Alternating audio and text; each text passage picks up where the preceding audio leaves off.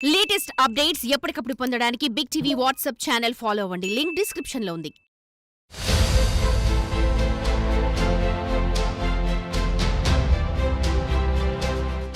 అధికారులు తలుచుకుంటే చనిపోయేవారిని బతుకున్నట్లు, బతికున్న వారిని చనిపోయినట్లు చేయగలరు అనడానికి వినుకొండలో జరిగిన సంఘటన నిదర్శనంగా నిలుస్తుంది. ఓ మహిళ బతికే ఉన్న ఆమె చనిపోయినట్లు నమోదు చేయడమే కాకుండా ఏకంగా ప్రమాద బీమా వర్తింపజేసి నామినీ ఖాతాకు 90,000 వేశారు. 15 ఏళ్లుగా ఆమెకు వస్తున్న సామాజిక పింఛన్ను నిలిపివేశారు. ఇదేలా సాధ్యమని మున్సిపల్ అధికారులు ఆశ్చర్యపోయారు. చనిపోయిన ఆమె ఎలా బ్రతికొచ్చింది తెలుసుకోవాలంటే వాచ్ ది స్టోరీ.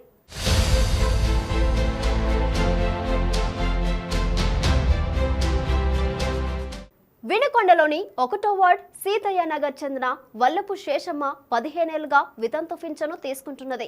నవంబర్ నెల పింఛన్ ఆగిపోవడంతో ఆమె కుమారుడు శ్రీకాంత్ను తీసుకుని స్థానిక సచివాలయానికి వెళ్లారు. వెల్ఫేర్ అసిస్టెంట్కు సమస్య తెలుపుగా వివరాలు పరిశీలించి ఆన్లైన్ జాబితాలో శేషమ్మ చనిపోయినట్లు నమోదైందని, అందుకు పింఛన్ రాలేదని చెప్పారు. ఈ ఏడాది జనవరిలో సచివాలయ ఉద్యోగి తమ ఇంటికి వచ్చి కుమారుడు శ్రీకాంత్తో బయోమెట్రిక్ ద్వారా వేలిముద్ర తీసుకున్నారు. ఆ తర్వాత అక్టోబర్ వరకు పింఛను వచ్చిందని బాధితురాలు తెలిపింది. ఈ మేరకు ఫిర్యాదును సచివాలయంలో ఇచ్చారు. అయినా సమస్య పరిష్కారం కాకపోవడంతో మున్సిపల్ కార్యాలయంలో ఫిర్యాదు చేశారు. మున్సిపల్ అధికారులు విచారణ చేపట్టి బతికున్న శేషమును చూసి అవాక్కయ్యారు. బీమా సొమ్ము గురించి సచివాలయ సిబ్బందిని ఆరా తీయగా ప్రభుత్వ పథకం నుండి డబ్బులు పడ్డాయని తెలిపింది. ఇప్పుడు శేషముకు కావాల్సింది బీమా సొమ్ము కాదు, వితంతు పింఛన్. మామూలుగా బీమా డబ్బులు రావాలంటే నానా కష్టాలు పడాలి. కానీ అధికారులు తలుచుకుంటే పనులు ఇలా అయిపోతాయని స్థానికులు అనుకుంటున్నారు. కావాలని చేశారా అనుకోకుండా జరిగిందో తెలియదు, కానీ శేషమ్మ సామాజిక పెన్షన్ ఆగిపోయింది. తిరిగి తన సామాజిక పెన్షన్ను పునరుద్ధరించాలని ఆమె అధికారులను కోరుతున్నది.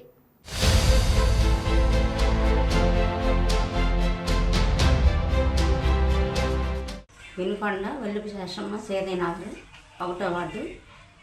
15 ఏళ్ళ నుంచి నాకు పింఛన్ వస్తుంది. ఇప్పుడు అది మీకు లోన్ వచ్చింది, బీసీడీ లోన్ వచ్చిందని చెప్పారు. బతికున్నామని పింఛన్ తీసేసి మీకు లోన్ వచ్చిందని చెప్పి మా అబ్బాయి కమ్మ వేయించుకున్నారు. ఏలు ముద్దలు వేయించుకొని మాకు మళ్ళీ నాకు పింఛన్ 2 నెలల నుంచి పింఛన్ ఆపేశారు.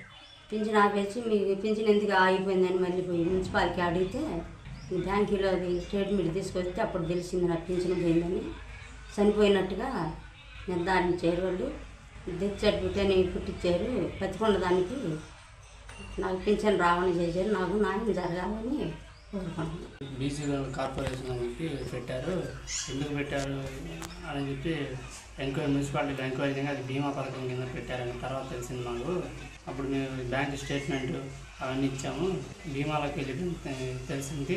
అప్పుడు ఇంకా 2 నెలల పెన్షన్ ఆగిపోయింది. ఇంకా మేమైతే డెత్ సర్టిఫికేట్ కానీ ఏది కానీ మేమైతే ఇవ్వలేదు.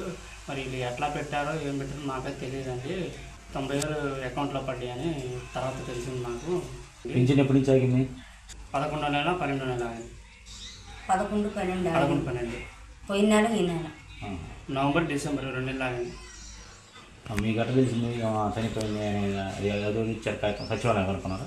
సచివాలయం మున్సిపాలిటీ పరిధిలో 2 కనుక్కున్నాను. కనుక్కోగా నాకు ఇట్లా తెలిసింది డెత్ అని కొట్టారు. ఇది ఎంక్వైరీ పెట్టి కూడా నాకు స్పందించలేదు. ఏమి స్పందించకుండా డబ్బులు రిటర్న్ కట్టమంటున్నారు, కానీ ఎవరు కట్టాలి ఏది కట్టాలని తెలియదు. మధ్యలో ఇతను 3,000 తీసుకున్నట్టు మళ్ళీ ఇవి కూడా మిస్సింగ్ అవుతాయో రేపు ఈ భారం కూడా రేపు మా మీదకి మోపిస్తారేమో, అందుకని మేము కట్టలేదు. నాకు ఏ అకౌంట్లో నుంచి డబ్బులు పడ్డాయో అదే అకౌంట్కి నేను ట్రాన్స్ఫర్ చేస్తానని చెప్తున్నాను. బీసీ సప్లాన్ అంటే మీరు పెట్టుకున్నారు అప్లికేషన్? మేమేం పెట్టలేదు. బీసీ కార్పొరేషన్ చెప్పారు కానీ మేమైతే ఏం పెట్టలేదు. మీరైతే మేమైతే పెట్టలేదు. ఇప్పుడు ఏమో దీంట్లో ఆన్లైన్లో చనిపోయిందని మీకు ఎట్లా తెలిసింది? ఆన్లైన్లో మీరు సచివాలయంలో మున్సిపాలిటీ పోయి ఎంక్వైరీ చేయంగా మీరు డెడ్ అని కొట్టేశారమ్మా, మీకు పెన్షన్ ఆగిపోయింది అని తర్వాత తెలిసింది. మీరు ఏమైనా సర్టిఫికేట్ ఇచ్చారా? మేమేమి ఇవ్వలేదు సర్టిఫికేట్. మరి ఎట్లా వచ్చిందా సర్టిఫికేట్? దాని గురించి ఎంక్వైరీ చేస్తున్నాం.